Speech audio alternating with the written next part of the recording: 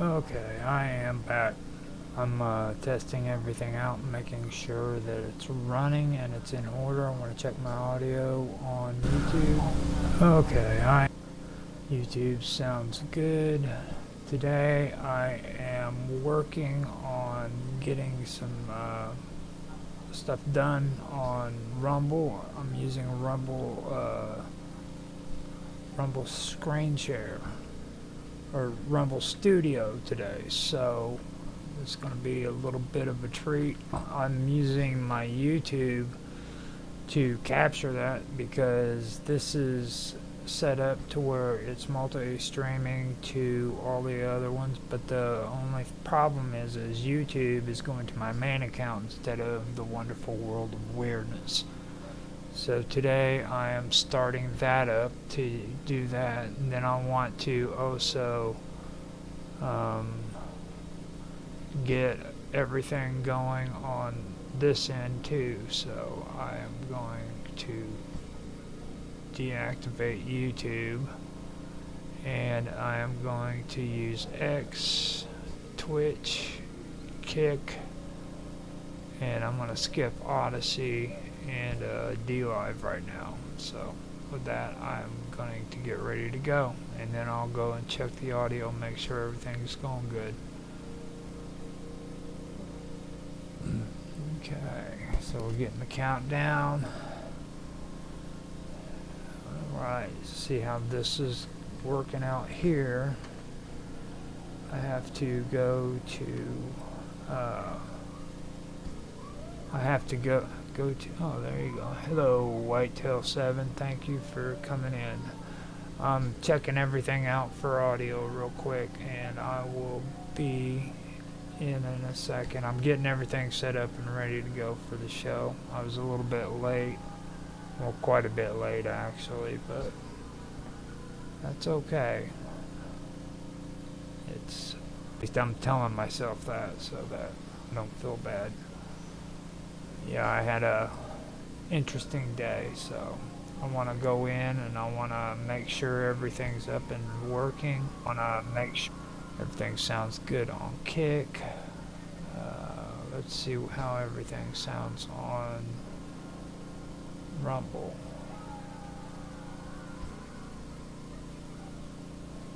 Give it a second. Usually, oh, there we go.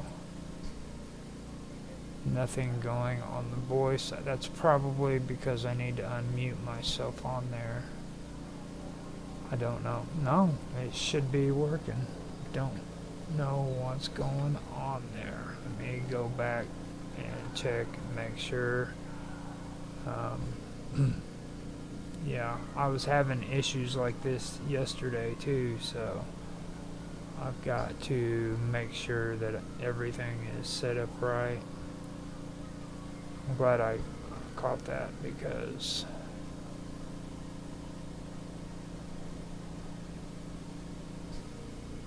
yeah, that's not good. And yeah, that's right there on. It couldn't be that it wants my mic on my computer to be open, could it? It could be, yeah, because I'm not using my YouTube, so I'm not using sure enough, that's what it is. I have to have my my audio opened up so that it can be heard. Now, let me come back in here. That's not good.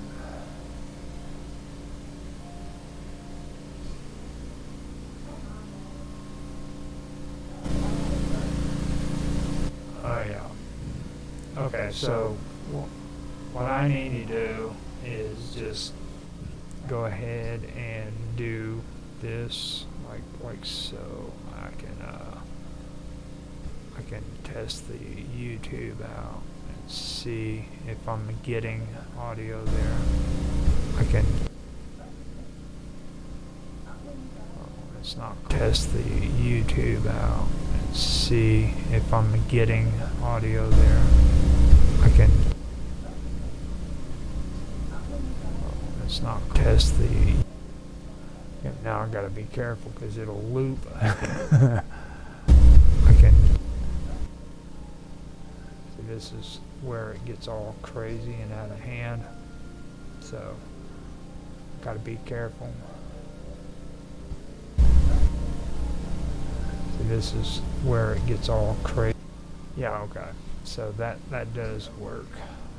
I can pull it off. I gotta turn the mic off and just let it run through the computer desktop, so that should do the job. It's probably gonna have an echo though, but that's really annoying, to be honest with you. Let me test what's going on here. Yeah, I think I've got it going. Let me go back into Rumble real quick and hear what it sounds like on Rumble and Kick.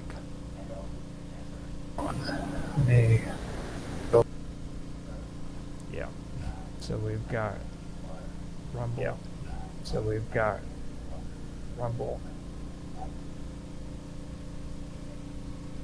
and Kick.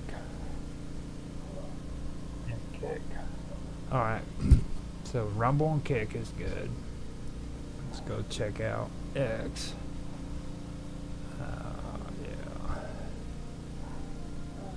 Well, I don't need to go to the producer. I was going to the wrong place. This should be going directly onto YouTube or X. I mean, so yeah, there we go.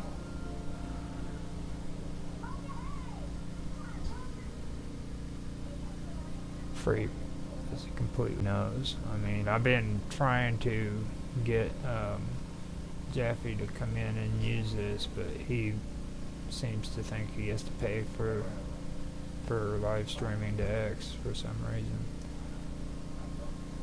But hey, teach their own. Alright, now I'm gonna wait for that to kick in because I still have to go to Twitch and switch the name of the stream if it's going. So let's come over here and get it up and going. It's, you know, actually it's Strange Stories. It actually set it up for me, so that's good. I'm gonna go ahead and just refresh it, Pro. Hopefully it doesn't cause it. Actually set it up for me, so that's good. Alright, so we have X going, we've got Twitch going. Alright, we have Kick going. Kick going, and that audio, dude, it's gotta be higher. Alright, there we go. Tested them out. Strange Stories on Rumble. Alright, there we go. Sounds good. Let me make sure it sounds good on YouTube. On Rumble. Alright, there we go. Sounds good. Alright, so we will be back. I'm going to go get my coffee, smoke a ciggy, and then when I come back, what I'm wanting to do is I really do want to finish up on this whole Japan thing, because I'm going to tell you right now, it's driving me nuts. And I would possibly like to, here in a little bit, get into some more topics, but you know, it's I do want to be able to get it done and over with. there are some things that I do want to get into concerning Japan, maybe Buddhism and stuff, but like the Hunger Ghosts and things of that nature. But I want to get more in depth with it, so I'm gonna stop talking right now, come back, and I'm going, or start my recording is what I should say, and I'll get it up and going and be ready here in a little bit. So I will be right back. Let's see.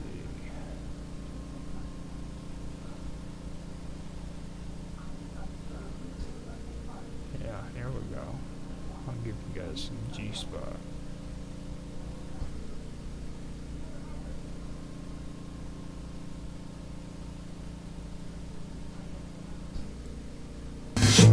Shining light, electric, shining light, we're swimming through the night.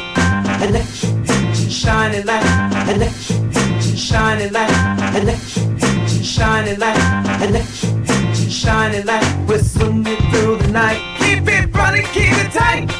Electric, shining light, we're swimming through the night. Keep it running, keep it tight. Keep it running, keep it tight.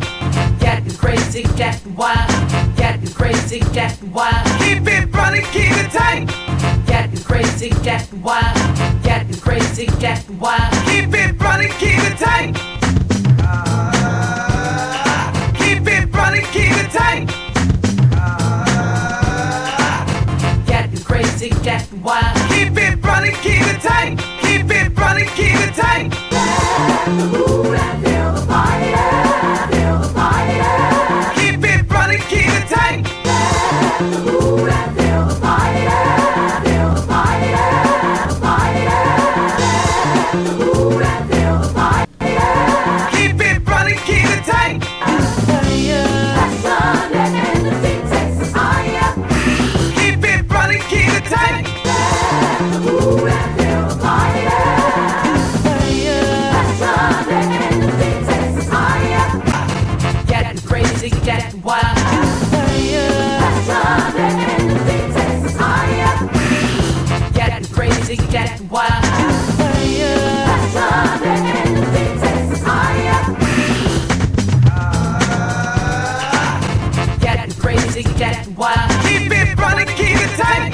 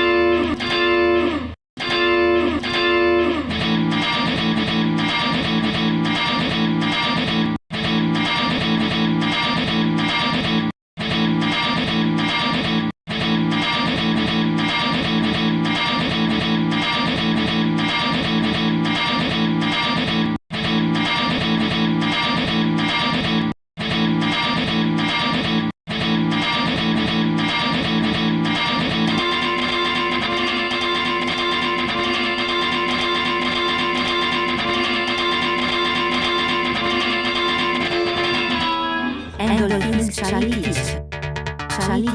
Endorphins paralytisch. For all these things I also bring to pass. For all these things I also bring to pass. Endorphins paralytisch. Endorphins paralytisch. For all these things I also bring to pass. Unto in shall be asked convey and offer gold, and MXYRH, and frankincense. For all these things I also bring to pass. Endorphins paralytisch. Endorphins paralytisch. For all these things I also bring to pass. Unto in shall be asked convey and offer gold, and MXYRH, and frankincense. For all these things I also bring to pass. Endorphins paralytisch. Endorphins paralytisch. The dead shall speak. The dead shall speak. Endorphins paralytisch. The dead shall speak. Demons shall drive out, and of the dead shall be an uprising. The dead shall speak, and of the dead shall be an uprising. Drunken, not discern, nor shall they hear. Oppressed with feeble cars. The dead shall speak, and of the dead shall be an uprising. Endorphins paralytisch. Endorphins paralytisch. Endorphins paralytisch. Endorphins paralytisch. For all these things I also bring to pass.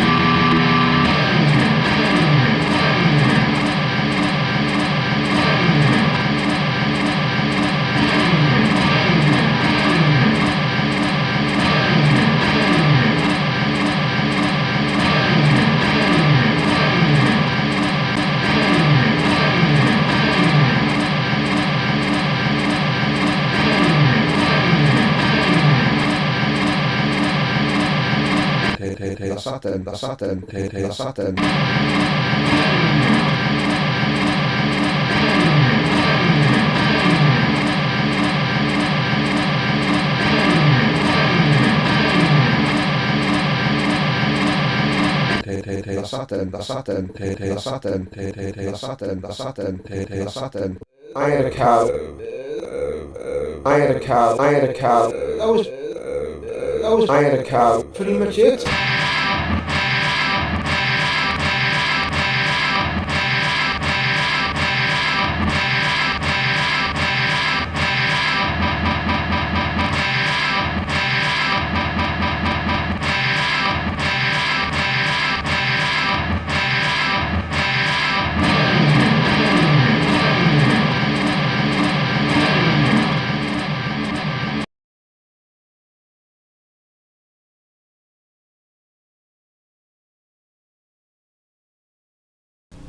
Okay, so I'm back.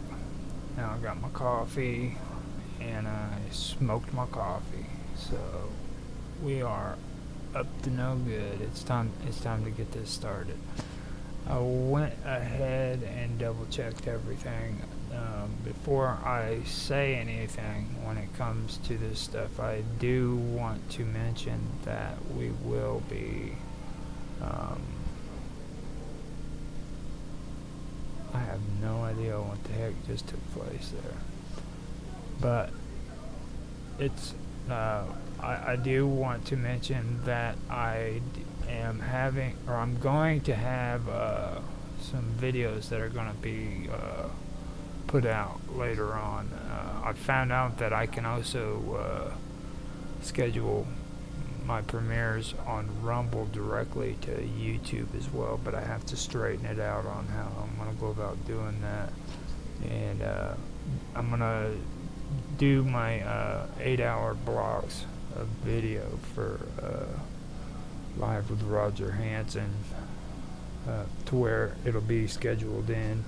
I've got a lot of them that are already scheduled for YouTube on my main channel, so expect that to happen. I'm going to have to cancel the ones I've got right now because I didn't realize until later that it was I already had some scheduled, so I have to schedule these for a later time to where it'll all come out according to schedule with YouTube. So, but it's cool because now through Rumble I can also do premieres and schedule those premieres to other platforms as well, which is important. So I'll be able to do it on Kick. I'm going to also do it on hold up, it's also, I gotta get myself organized. I really do. This tab button is cool, but the only problem is I get lost. I have to figure out what I'm doing. So yeah, there we go. Alright, so they are going to be going out to Twitch, X. I'm also going to have them going to Kick. Now, I should probably go down here and cancel it because I've already done a schedule on them. Well, actually, I could probably change the schedule while it's uploading. So, with that being said, I'm going to just stop getting distracted and I'm going to get into the stream and go from there. And I hope you guys do enjoy. So let me start out where I left off last time. Now what I want to go over is the Kiyotaki Tunnel in Kyoto. Now, the Kiyotaki Tunnel, wait, actually I better hit record. See, I got distracted. Okay, 3, 2, 1, now. Hello everybody and welcome back to another episode of Strange Stories. I'm Roger Hanson and I am here to bring you yet another strange story. I've been focusing on Japan and going through some of the stuff there that's going on. This week, or last week, I was talking to you about the Kappa and all the strange stuff there. With that, now I'm going to move on to the Kiyotaki Tunnel, which is in Kyoto, Japan. Now, I was getting ready to get into the reading and everything before I realized that I didn't actually start the episode. So now is where I just go ahead and start the episode and get on with the reading. Hope you guys enjoy. Now the Kiyotaki Tunnel in Kyoto is rumored to be haunted by laborers who died during its construction. During its construction, drivers report ghostly apparitions, unexplained mechanical failures, and an oppressive sense of dread.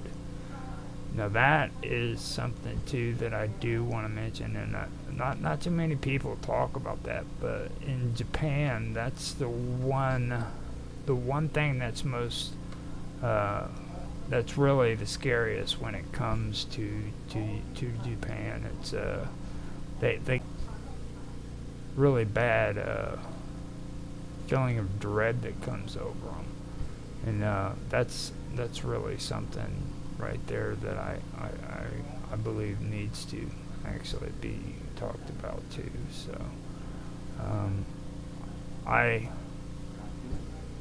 just realized that that's going to end up changing on me the moment I switch from this scene to another, or from this browser tab to another. So I'm going to switch that to a picture and do that instead of doing what I have on there. So I'm going to go ahead and start that up with what I was going to do before previously, because that I could do that and I wasn't thinking it through, but what I was saying connected with this feeling of dread that comes over people who are being haunted in Japan. There's actually a lot of dark stories, a lot of dark movie, hungry ghosts and stuff of that nature. And from what I've been finding out, there's a lot more than just the hungry ghost. It's there's a whole bunch of spiritual entities that the Japanese believe in, and this goes back thousands of years, and I find that pretty interesting. It's actually weaved its way into its culture through plays and films and art and all of this, you know what I mean? There's like this underlying sense of guilt with the Japanese society, or their society, because of the things that they believed in and they've had a hard time overcoming, and things of that nature, from what I've been reading at least. That doesn't mean that Japanese are bad people. I'm just saying that, it does happen. Like when you take a look at what we've been going through already, like the suicide forest, these people are voluntarily going to this forest to commit suicide. This is a really, really deep psychological issue that they're having, so I just find it really, really odd. And it really is an interesting part of the world when it comes to this kind of stuff. So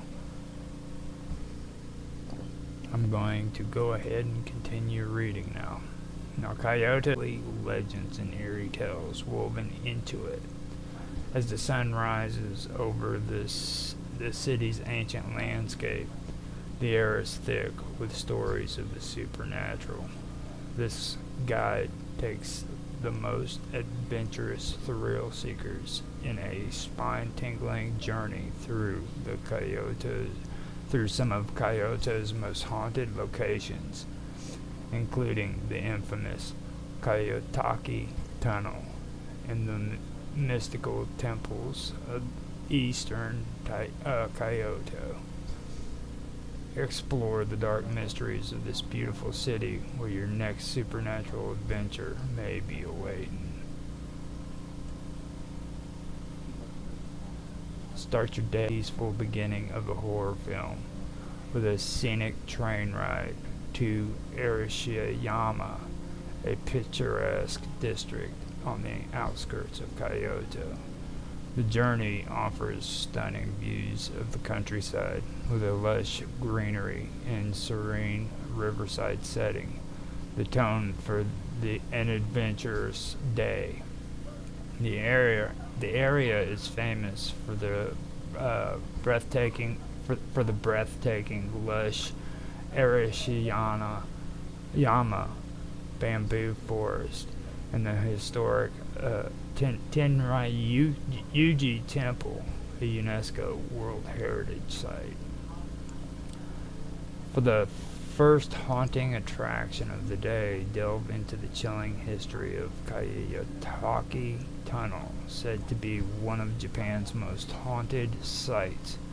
Constructed in the early 20th century, the tunnel is 444 meters long and is tied to several deaths, including construction workers who died of harsh working conditions, freak railway accidents, and executions.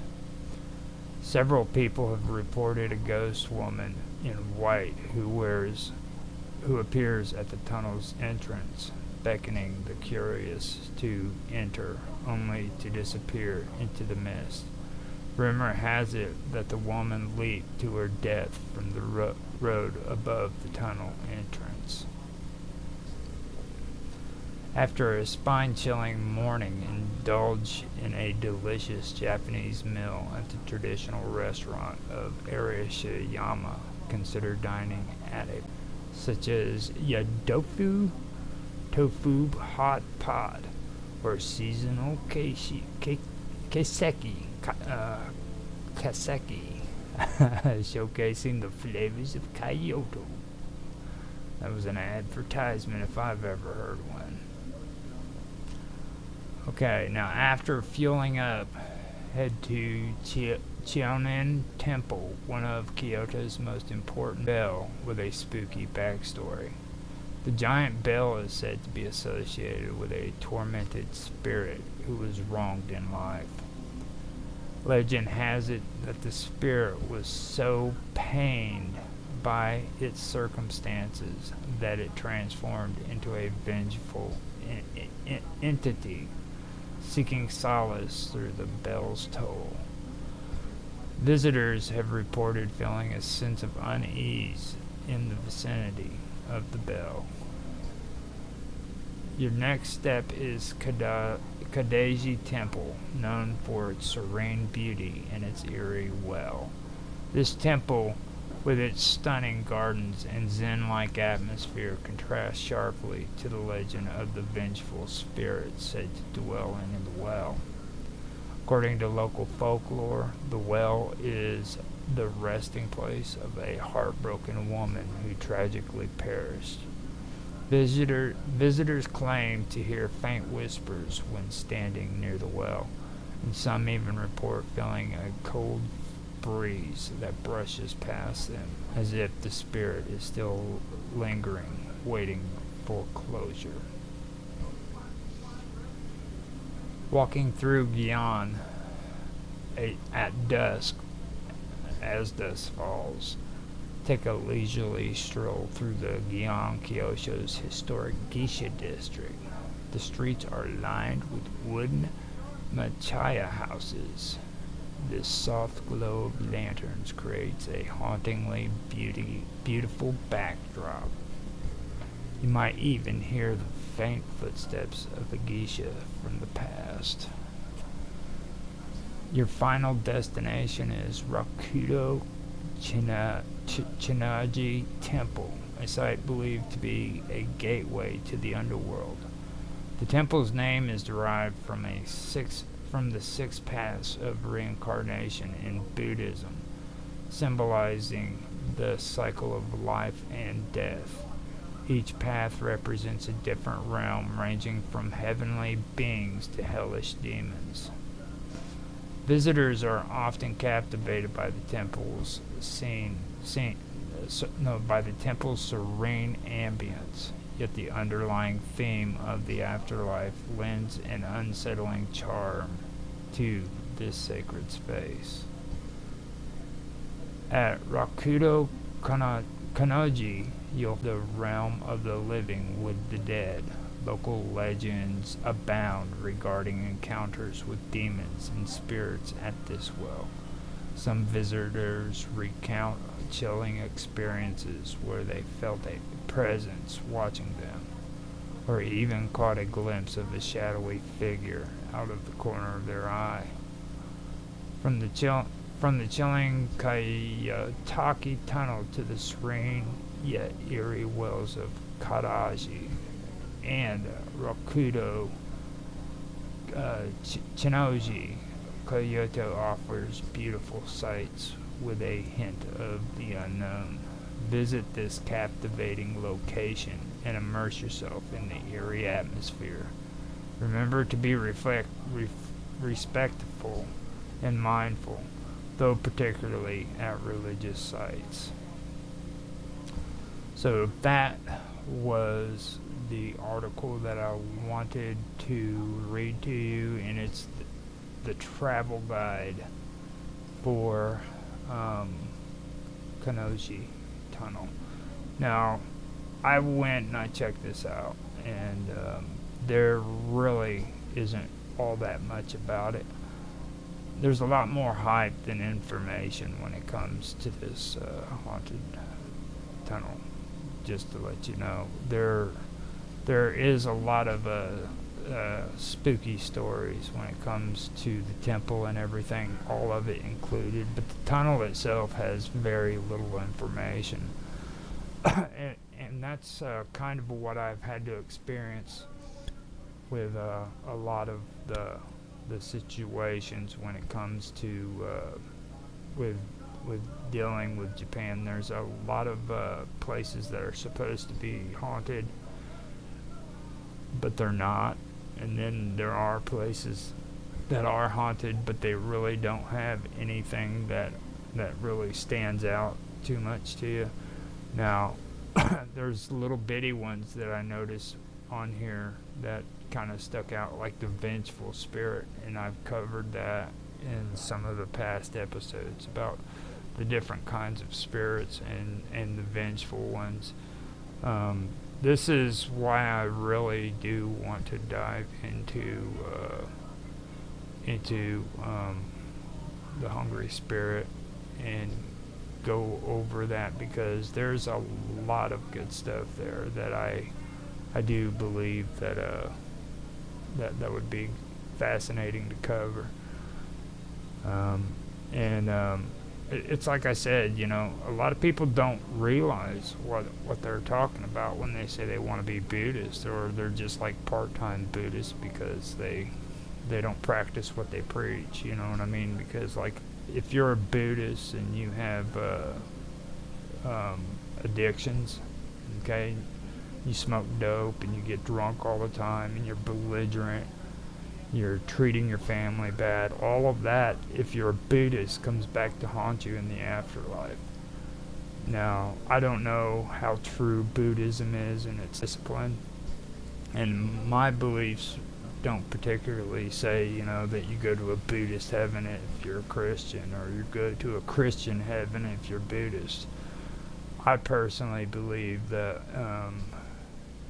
in life we're building what's to come in our life, you know what I'm saying? And we create our life today. Like, if we're having a bad life, that's usually because we created it. And the same goes for death. While we're alive right now, we are actually creating the heaven or the hell that we're supposed to be going to, because we're manifesting it.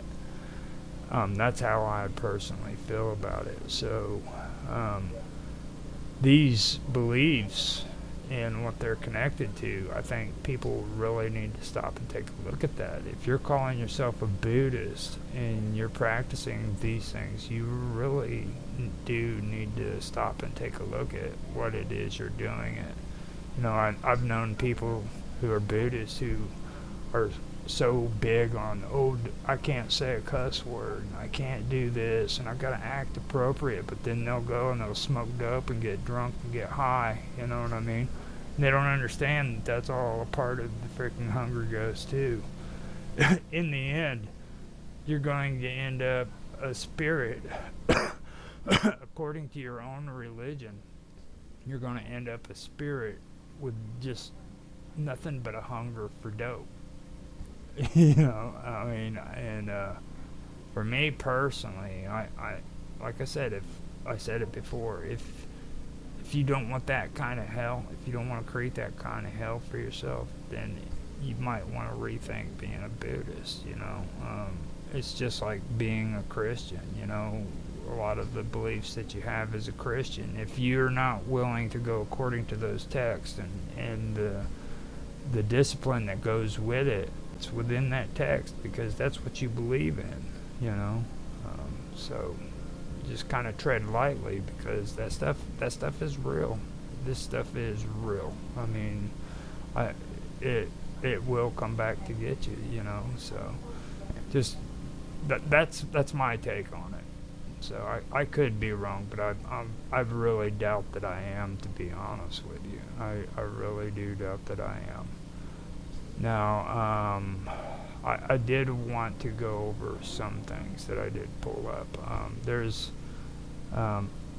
I've been having an issue on where I wanted to read this stuff off, and it has to do with a lot of this that I wasn't really able to get into before, but I think I will now. This has a little bit to do with the hungry spirits, and has to do with samsara. So I'm gonna go over a couple of things. Now, I was kind of drawn between talking about Anika or Shimbutsu Shagu first. I could, I guess I could talk about the syncretic thing about it, and go from there. Now, Shimbutsu Shugo is often translated as the amalgamation of Kami and Buddha. It represents one of the most fascinating and complex aspects of Japanese religious history. The syncretic tradition, which blended Shinto and Buddhism, shaped the spiritual landscape of Japan for over a millennium. Shimbutsu Shugo reflects the adaptive and integrative nature of Japanese culture, where two distinct religious systems merge to form a harmonious spiritual practice. Now, I do want to also mention earlier, I said that they merged together without any kind of frustration, but there was issues when it came to that, so I wanted to clear that up. I went back over it and wanted to make sure I cleared that up. But they did merge together relatively good. So, Buddhism arrived in Japan from Korea and China during the 6th century CE. Initially met with resistance, gradually gained acceptance due to its association with advanced knowledge, art, and political legitimacy. As Buddhism established itself, it encountered Shinto religious traditions centered on kami, and that's spiritual entities or deities. Now, Shinto which lacked a codified theology or scriptures, was rooted in the veneration of nature spirits and ancestors. Ritual purity and harmony with the natural world were central tenets. Unlike Buddhism, which offered a doctrine like karma and reincarnation, Shinto was more practical and ritualistic. Rather than competing, Shinto and Buddhism began to influence one another. This syncretism was not enforced but emerged organically as Japanese rulers and religious leaders sought to harmonize these systems. By the Nara period, which is between 710 and 794, the two traditions. Do also want to mention too that Shinto is still worshipped in Japan. Sometimes, if you're lucky, if you're over there, you'll see like people going out into the woods or the boundaries of the woods, and they'll sacrifice like chickens and stuff. And that's the reason why they're doing it, is they're worshiping Shinto deities. So I found that pretty interesting when I did my research, because a lot of people don't realize that. They think that like Japanese and the Koreans and all of the Chinese are all, atheist and all that stuff, and it's not true. A lot of them still do that, and I don't care what anybody says. I still believe that paganism is a form of religion. I think that the term paganism was vilified, and that's basically the way I feel about it. I'm not a pagan, but I've actually checked out a lot of their stuff, and I respect it. I have a lot of respect for what they believe in. So now let me find out exactly where I am now. Shimbutsu Shugo is not a single doctrine, but a collection of practices and beliefs that integrated Shinto Kami with Buddhist teachings. Key elements include Hanji Sujaku. This doctrine posits that Shinto Kami are manifestation of Buddhist deities. According to Hanji Sujaku, the original ground, which is Hanji, refers to the Buddhist deity, while the manifest traces, Sunjuku or Sujiku, are the kami. For example, Amaterasu, the Shinto sun goddess, when seen as a manifestation of Dainichi Naiori, the cosmic, a Shinto deity of war, was a Buddha. Now, Shinto shrines and Buddhist temples often shared rituals and spaces. Priests performed both Shinto and Buddhist ceremonies, and festivals incorporated elements of both traditions. Buddhist temples frequently housed kami statues, and Shinto shrines displayed Buddhist sutras or relics. This blending of imagery symbolized the interconnectedness of the two systems. Shimbutsu Shugo gave rise to institutions like the Jingu-ji shrine temples, where Shinto and Buddhist worship coexisted. Monks often served as shrine caretakers, and rituals were conducted for both kami and Buddhists. The syncretism began to formalize during the Nara period. Buddhist temples were often built near Shinto shrines. The rituals sought to harmonize kami with Buddhist teachings. For example, Todaji or Jai temple in Nara enshrined both Buddhist and Shinto elements, symbolizing the fusion of the two traditions. During the Heian period, the Hanji Sujaki theory gained prominence. Buddhist monks began interpreting kami as local manifestations of universal Buddhist principles. This integration allowed Buddhism to gain widespread acceptance while preserving Shinto traditions.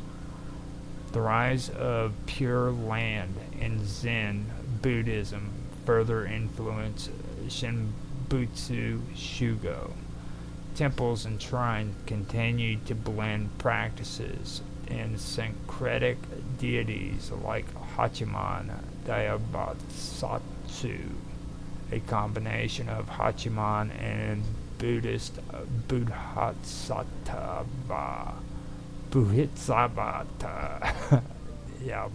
Bodhisattva became popular.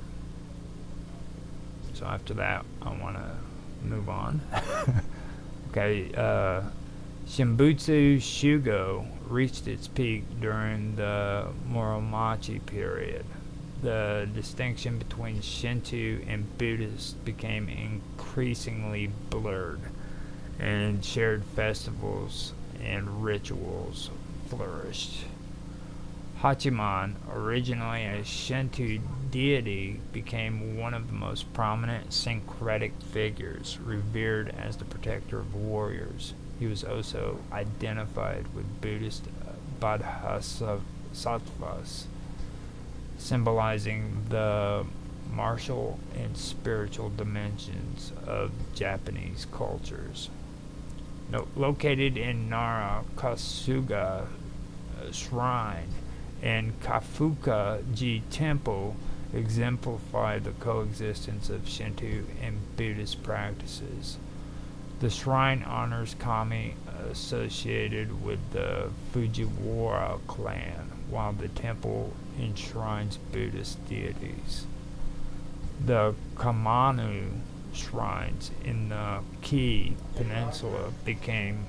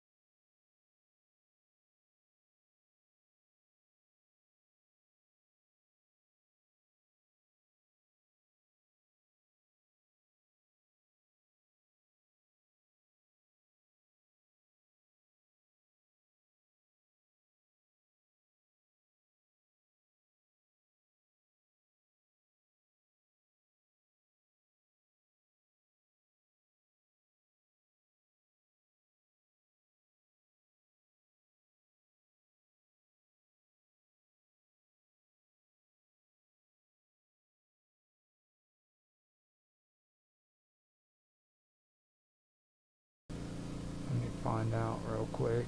It sounds like that might be the case. Oh man, I hate when I do stuff like that. Yeah, that's what it sounds like.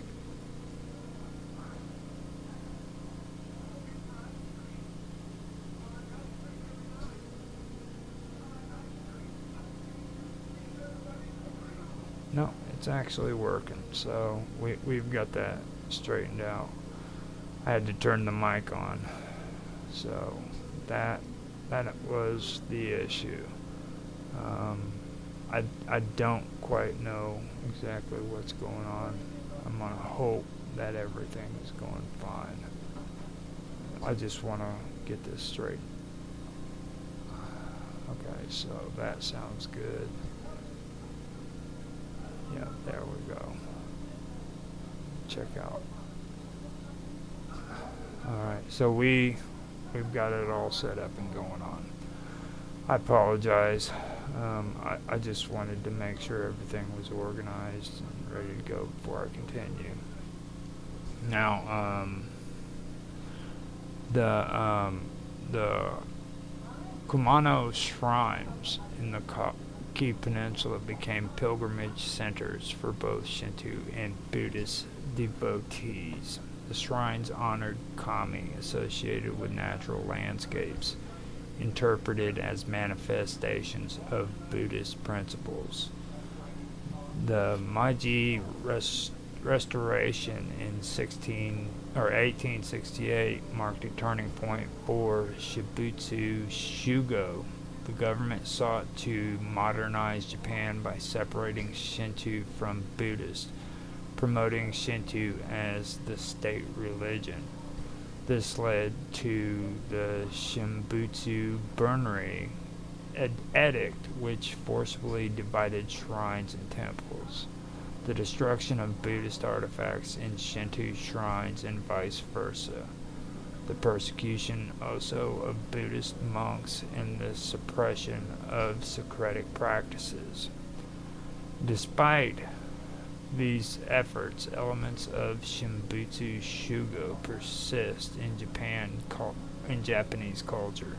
Many modern festivals, rituals, and religious sites retain traces of the Socratic tradition. And that's kind of where I was getting at with Japan started going into this phase where they wanted to modernize and be sophisticated, and that's probably why they adapted Buddhism too, is because they noticed that they had the culture and the art and the sophistication, so they went with it, and it blended Shinto into it. And then right there, they persecuted people who worship Shinto. But like I said, most of the time, if you're over there, you can catch people who still practice it. It still goes on. So, with that, I wanted to also get into Anika, or Anika, however you spell it, Anika. Now, Anika, Anicca, also spelled Anika, or Nccha, or Anikya, Anitya, in Sanskrit, is a foundational concept in Buddhist philosophy. It is one of the three marks of existence, Tilakkhana, alongside dukkha, suffering, and anatta, non-self. Anika emphasizes the transient nature of all things, asserting that nothing in the universe is permanent.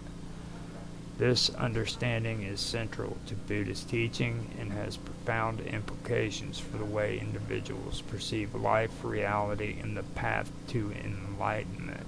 The term Anika is derived from the Pali word A, which is not, and Nika, which is permanent. Thus it translates to not permanent or impermanence. In Sanskrit, the equivalent term is anitya, which carries the same meaning. Anika applies to all conditioned phenomena, including physical objects, emotions, thoughts, and even states of being. It posits that everything is in a constant state of flux, arising and passing away, moment by moment. Buddhism teaches that all material things are subject to change. Mountains erode, rivers shift their course, and even stars burn out. This constant transformation is a fundamental characteristic of existence. The human mind is equally transient. Emotions, thoughts, and perceptions are fleeing, arising and dissolving rapidly. This instability highlights the futility of clinging to mental states or seeking permanence in the intangible. Is closely tied to the concept of dependent or origination, paticca samuppada, which explains that all phenomena arises due to specific due to specific causes and conditions. Which explains that all phenomena arises due to specific causes or conditions. When these causes and conditions change, the phenomena also changes, reinforcing the principle of impermanence. The recognition of impermanence can be unsettling, but it is also a key to liberation in Buddhism. It encourages individuals to confront the transient nature of life and cultivate detachment from worldly attachments. Anika explains why relationships, possessions, and even life itself are impermanent. This understanding helps individuals navigate loss and change with greater equanimity. Suffering, which is dukkha, often arises from resistance to impermanence. By accepting anicca, individuals can reduce their suffering as they learn to let go of the futile desire for permanence. While impermanence can bring loss, it also enables growth and renewal. Anicca underscores the potential for transformation, reminding us that negative experiences are not eternal and that positive change is always possible. Meditative practices such as vipassana, insight meditation, focuses on observing thoughts and emotions. By directly experiencing anicca, practitioners develop detachment and mindfulness.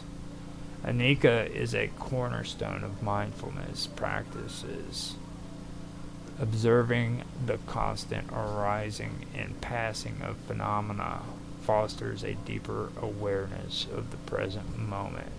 Understanding and accepting anicca is essential for progressing on the Buddhist path. It helps dissolve attachment and delusions, paving the way for insight and eventual liberation, which is nirvana.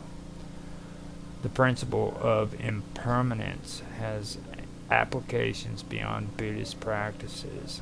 It can shape how individuals approach challenges, relationships, and personal growth. Anicca teaches resilience in the face of change, recognizing that difficult times are temporary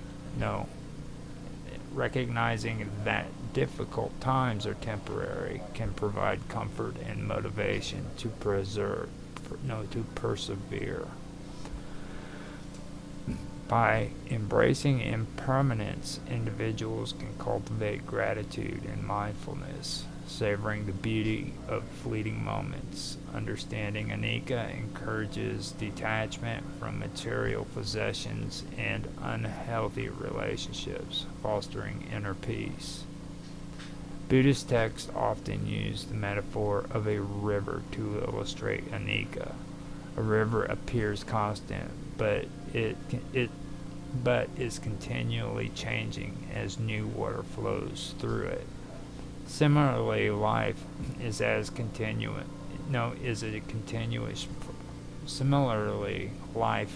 continuous process of change. Another common analogy is the flame of a candle. Though it seems steady, the flame is in constant flux as it consumes wax and oxygen. This symbolizes the ephemeral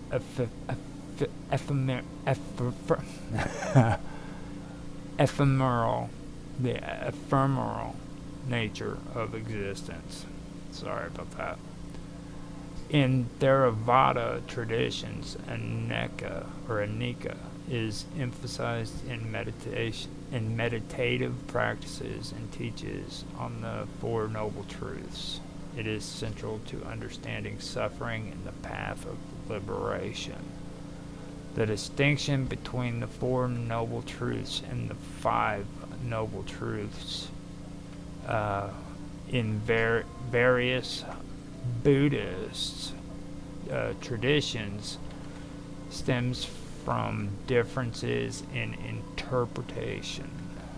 Now, hold on a minute. There's some mistakes I had to make in here on the writing.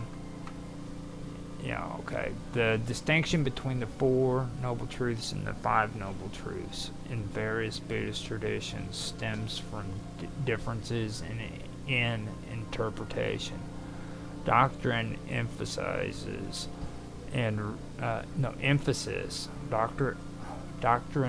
emphasis in religion and regional or sectarian development within Buddhists over time. Let's break this down to understand the nuances. The Four Noble Truths are universally recognized as the core teachings of the Buddha, encapsulating his insight into the nature of suffering and the path of liberation. These truths are Dukkha, the truth of suffering. All existence involves suffering or dissatisfaction. Then you have Samudaya, the truth of the origin of suffering. Suffering arises from craving or attachment. Then you have Nirodha, the truth of the cessation of suffering. Liberation is possible by overcoming craving. And notice that this is talking about craving. It's mentioned it twice. And attachment. And you have Magga, the truth of the path to the cessation of suffering. The Eightfold Path leads to liberation. These truths from the foundation of early Buddhist teaching found in the Pali Canon, particularly in the Dhammacakkappavattayana Sutta. That's the best you're going to get from me. The Buddha's first sermon, basically. Now, in some Buddhist schools or practices, an additional truth is introduced, leading to the concept of the Five Noble Truths. The fifth truth varies, often serves to expand or emphasize certain aspects of the original teachings. Here are two common interpretations. Some Mahayana schools interpret the fifth truth as a broader acknowledgement of ultimate reality, or shunyata, emptiness. This truth emphasizes that all phenomena are devoid or intrinsic, emphasizes that all phenomena are devoid of intrinsic existence, complementing the understanding of suffering and liberation from the deeper ontological insight. Another interpretation adds the truth of pratityasamutpada, that's the dependent origination, and that as the fifth truth. That is, as the fifth truth. So this emphasizes the interconnected nature of all phenomena, explaining how suffering and liberation are not isolated events, but part of a complex web of causes and conditions. Early Buddhism focused on the practical teachings of liberation encapsulated by the Four Noble Truths. Later, Mahayana and Vajrayana, I've always had a hard time saying that one, Vajrayana traditions expanded these teachings to incorporate more metaphysical and philosophical dimensions, leading to the addition of the fifth truth. As Buddhism spread across Asia, it encountered diverse cultures and philosophies which influenced its interpretation and practice. Some traditions sought to integrate local beliefs or emphasize certain doctrine points, resulting in variations like the Five Noble Truths. Different schools of Buddhism often emphasize particular aspects of particular aspects of the Dharma. For instance, Theravada focuses on the Four Noble Truths as the complete and sufficient teaching, while some Mahayana interpretations expand on these to include additional truths or principles. The addition of a fifth truth can also serve as a teaching method, helping practitioners grasp the broader implications of the Buddha's teachings in relation to their specific practices or philosophical outlooks. The distinction between the Four and Five Noble Truths reflects the diversity within Buddhism and the adaptability of its teachings to different contexts. While the Four Noble Truths remain the cornerstone of all Buddhist traditions, the introduction of the fifth truth in some practices highlights the dynamics and evolving nature of Buddhist thought, accommodating deeper exploration of reality and interconnectedness. Both approaches ultimately aim to guide practitioners towards the cessation of suffering and the realization of liberation. Mahayana schools expand on anicca by integrating it with the concept of sunyata, emptiness. They teach that all phenomena lack inherent existence and are impermanent. Zen emphasizes direct experience of impermanence through mindfulness and meditation. Its teachings often use poetry and koans to highlight the transient beauty of life.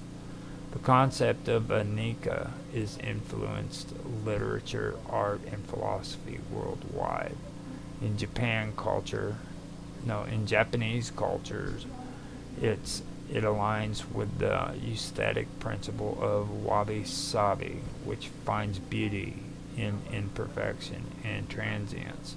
Anicca also resonates with existentialist philosophy, which explores the impermanence of human existence.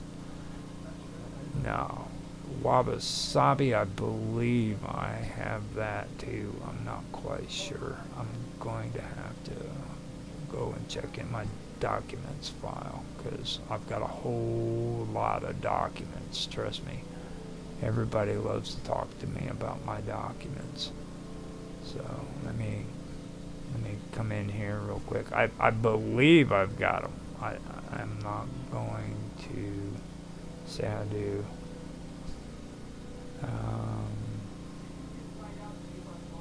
No, I don't think I do.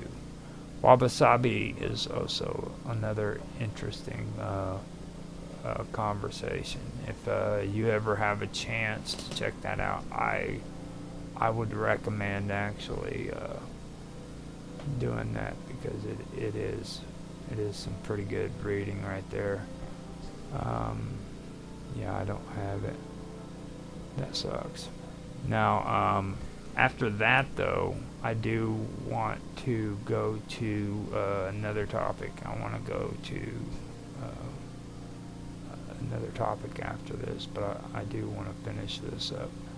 I wanted to talk about wabi-sabi, but I'll go ahead and switch, not do that.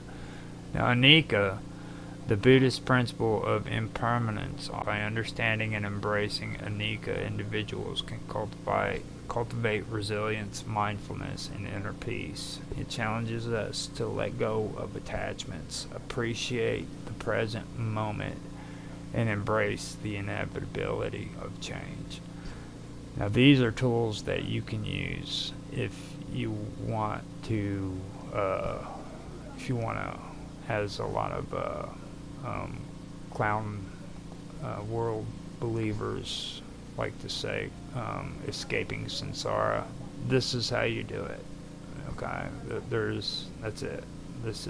These are the practices that you have to practice in order to escape samsara, if that's possible as a Buddhist. Just saying. But anyhow, after that, I want to go and I want to start talking about Sagaki. Now, that is after talking about Anika, which is a positive thing that you can do for yourself. Okay, but now we want to go and start talking about Sagaki. Sagaki, or the feeding of the hungry ghost, is a Buddhist ritual performed to alleviate the suffering of wandering spirits, or gaki. These spirits, often depicted in Buddhist lore as being tormented by insatiable hunger and thirst, are thought to be the souls of those who died in a state of great attachment, greed, or unresolved anguish. The ritual serves both as a compassionate offering to these spirits, and as a reminder to the living about the consequences of excessive desire and neglect of spiritual well-being. Now, the concept of hungry ghosts, or pretas, originates in early Indian Buddhism and is closely associated with karmic consequences. According to the Buddhist cosmology, the Preta realm is one of the 6 realms of existence, a state where beings suffer due to their overwhelming craving and inability to satiate their desires. Sagaki was introduced in Japan during the Heian period between 798 and 1185 as part of the broader Buddhist practice of ancestor veneration. Over time, it became integrated into the annual Obon festival, which honors the spirits of ancestors and ensures their well-being in the afterlife. Sagaki, however, specifically addresses spirits that have no family to care for them, those forgotten or neglected, and aims to guide them towards peace and enlightenment. Performing Sagaki requires meticulous preparation, as the ritual's success depends on creating an environment conducive to spiritual communication and compassion. Key elements include Sagaki is typically performed in temples, although it can also be conducted in homes or outdoor spaces. The chosen locations should be tranquil and free from distraction to allow participants to focus on the ritual's intent. The altar is central to the Sagaki ritual and is arranged with offerings to attract and appease these spirits. Items commonly placed on the altar includes rice, vegetables, and fruits, and they are the primary offerings as they symbolize nourishment. These are often served in small portions to represent humility and sharing, symbolizing purification and quenching of thirst. Lit incense sticks are placed on the altar to create a fragrant atmosphere and serve as a medium for prayers to reach the spirits. Candles provide light, guiding the spirit towards the altar and symbolizing enlightenment. The ritual involves the prayers and chants while lay participants offer their thoughts and prayers to the spirits. Participants are encouraged to approach the ritual with sincerity and compassion. The Sagaki ritual is performed with precision, following a structured sequence of events designed to honor and assist the spirits. The ceremony begins with the invocation bodhisattvas.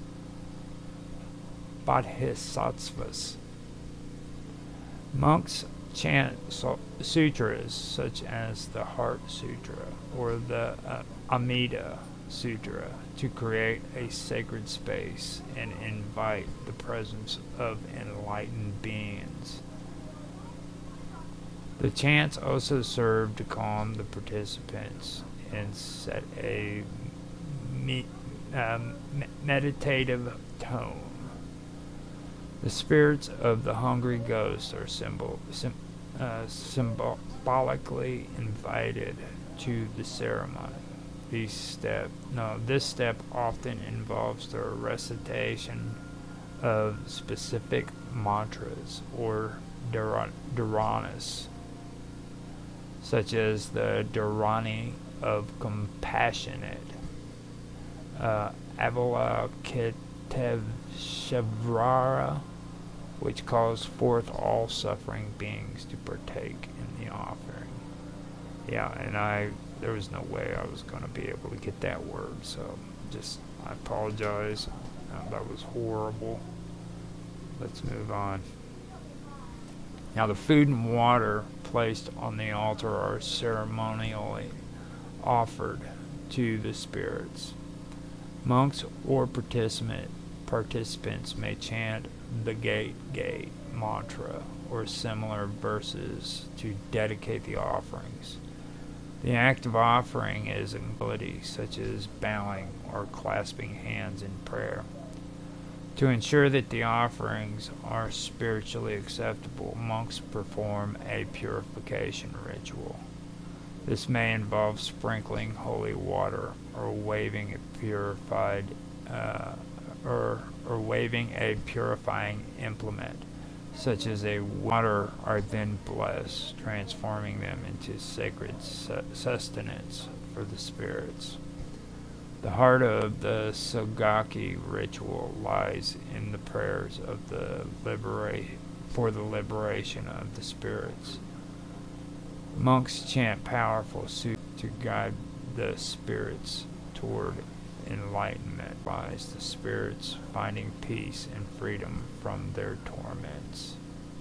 And I also want to mention too that later on I'd like to do the Lotus Sutra. Now that's a big reading, but that's something that I'd someday would like to get into. That actually is a pretty good topic to discuss, but one day I'll do it, not now. So once the offerings have been made, and the prayers recited, the spirits are respectfully sent away. This step often involves the recitation of closing mantras and the extinguishing of the candles on the altar. The spirits are guided back to their realm, now imbued with the blessings and compassion of the ritual. Their ceremony concludes with the dedication of merit. Participants transfer the spiritual merit generated by the ritual to the spirits, wishing them peace and liberation. Every aspect of the Sagaki ritual carries profound symbolism, reflecting Buddhist teachings and values. The offerings of food and water symbolizes the alleviation of suffering and the fulfillment of basic needs. In Buddhist thought, the act of giving represents the antidote to greed and attachment. Incense represents the transience of life and the continuity of prayers, while candles symbolizes the light of wisdom, dispelling the darkness of the ignorance. The chants and sutras recited during Sagaki serve both a spiritual and didactic purpose. They do not guide the spirits, they not only guide the spirits, but also remind the living of the importance of compassion and mindfulness. So with that done, I want to finally go through Prita and read that and let you guys check that out and see what you think about it. Now, I'm going to go make sure it's working again. We do have 3 people in a YouTube chat. Thank you guys for showing up. And we've got 4 people in Rumble. Thank you. We had an infomercial in Kick Chat. Thank you, infomercial. We love you. And nobody left any comments. Thank you. We love you. So with that being done, I am moving on to the best part. This is like the best. This is where people go to die and have miserable, horrible experiences. Yeah, this is the cool stuff. So the Preta realm, one of the 6 realms of existence in Buddhist cosmology, is a dimension defined by insatiable hunger, unquenchable thirst, and profound suffering. Now, we are there. This is where it is. It's a symbolic meaning that we're going to get into. Now, in Buddhism, existence is cyclic, or cyclical, however you want to say it, comprising 6 realms, or locusts, into which beings are born depending on their karma. These realms are the Deva realm, which is gods, the Asura realm, which is demigods, and the human realm.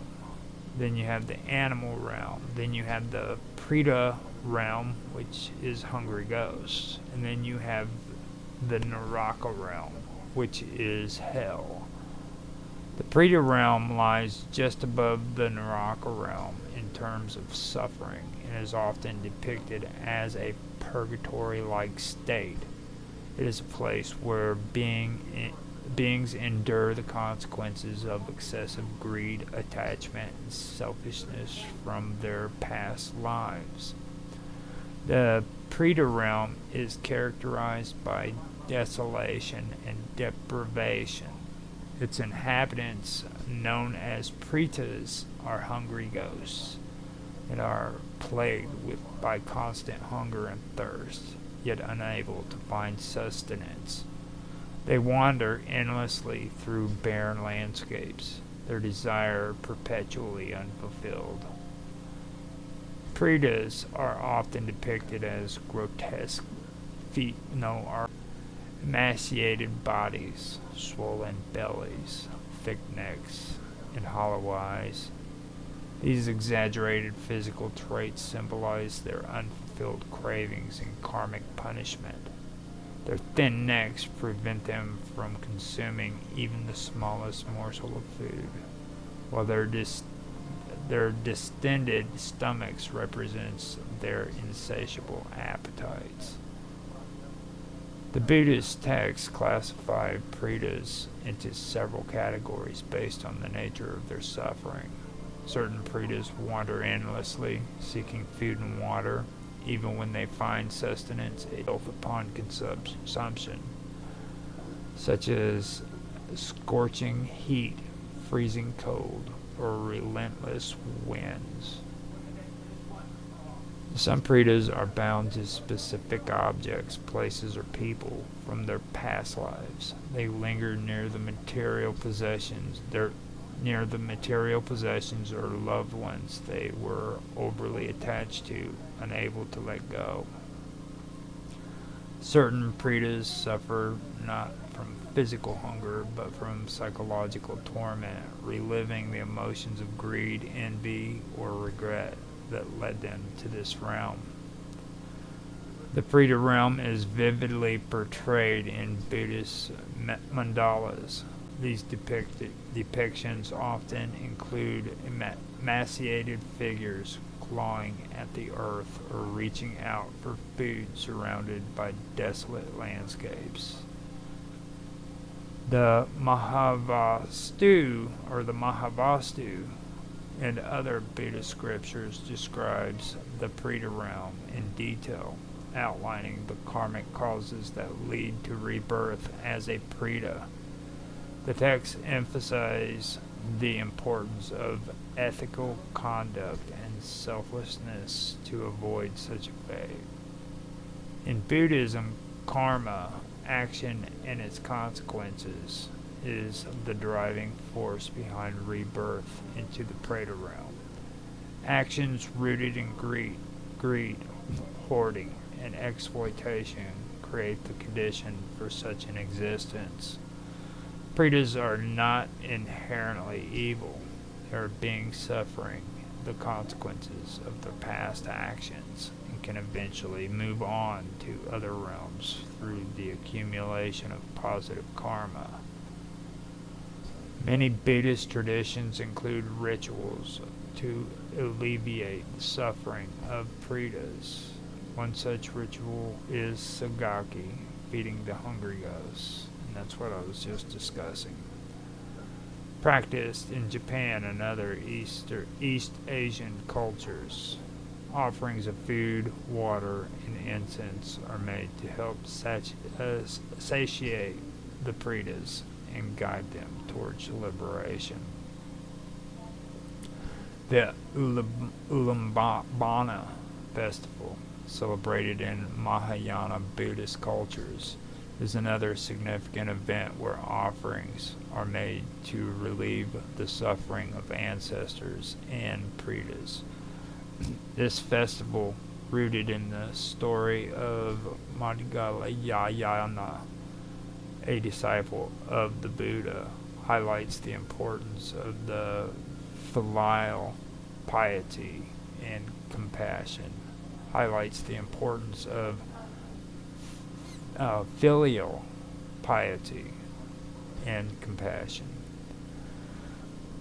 The concept of hungry ghost is not unique in Buddhism. Similar beliefs exist in other cultures. In Chinese folklore, the Hungry Ghost Festival honors spirits with unfulfilled desires. In Hinduism, the concept of preta also refers to restless spirits wandering the earth due to improper funeral rites. The preta realm is often used as a psychological metaphor in contemporary discussions, symbolizing states of addiction, compulsion, and unfulfilled desires in the human mind.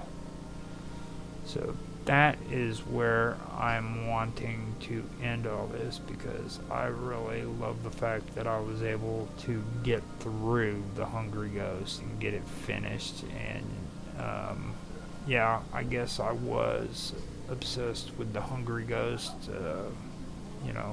Jaffe, he mentioned that the other night.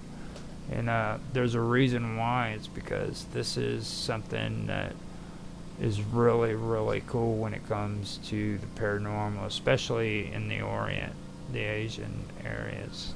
This is really, really good content. There's a lot of paranormal activity when it comes to Japan, too. I still haven't had a chance to cover the Air Force Base that they had over there. I think that would be something to really go back and look at and go over. Yeah, but I'm so sick of Japan right now. I mean, I hate saying it, but that's probably the best and only way that I can say it. So, yeah, I mean, I'm cool with that. I'm fine with it. We actually got an hour and 15 minutes for recording time. The stream actually took an hour and 44 minutes on YouTube. And I believe I've also done longer on the other ones too, but I don't get the timing. Yeah, an hour and 41 minutes on Rumble, as well as 2 minutes on Kick. Now, I hope you guys did enjoy this. I do want to go through more when it comes to this topic, though, because there's a lot of good stuff. And like I said, I want to visit the spooky areas on Japan too. But like I said in the beginning when I started the Japan thing, this isn't like the top 10 scariest places in Japan. This is decided, what the heck, put this stuff out here. I thought it was pretty good because we started out with the Suicide Forest. We went into Mount Fuji. We started talking about another mountain that was involved in a lot of the lore and stuff that's around here. We discussed dishes and the woman in the well. I thought that was pretty cool. I was actually debating if I wanted to do that because that's more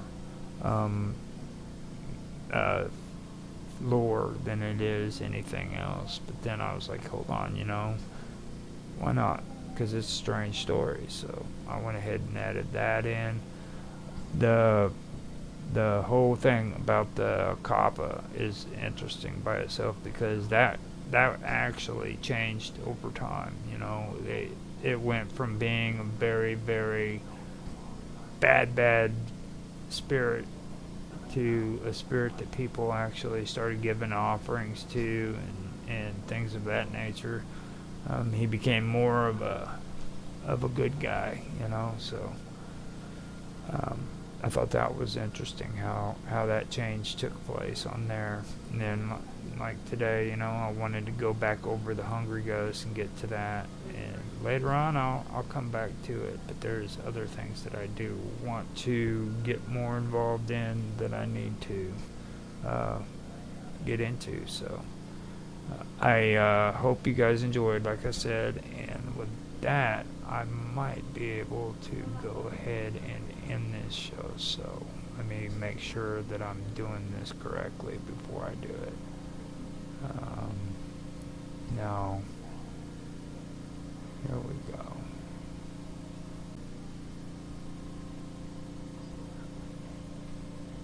Oh wait, I know what I need to do. I need to stop sharing. There we go. Alright, so I finally got that taken care of, and I hope you guys enjoyed. It looks like everything went through fine. It looks good, so let's I like that mountain. That was pretty cool. For me, I thought it kind of filled in filled in the spot there. So with that, I am going to end the stream. I hope you guys enjoyed, and I will talk to you